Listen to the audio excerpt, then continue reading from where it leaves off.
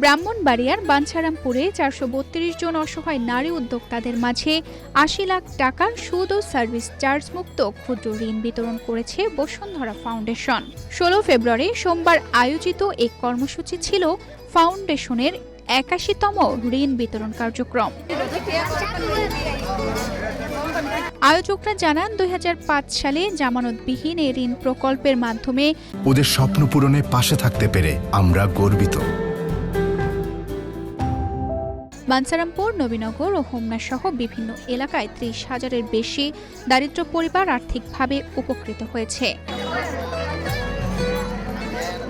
অনুষ্ঠানে বসুন্ধরা গ্রুপের চেয়ারম্যান আহমেদ আকবর সোবানের মানবিক উদ্যোগের কথা তুলে ধরে বক্তারা বলেন, প্রান্তিক নারীদের আত্মকর্মসংস্থানে এই ঋণ গুরুত্বপূর্ণ ভূমিকা রাখছে।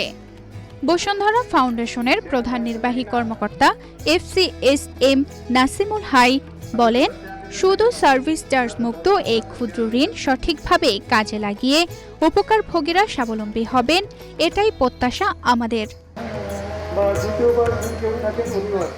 ঋণ পাওয়া নারীরা জানান, কেউ ছাগল বা গরু পালন, কেউ হাঁস কিংবা মুরগি, ছোট ব্যবসা সম্প্রসারণে এই অর্থ ব্যবহার করবেন।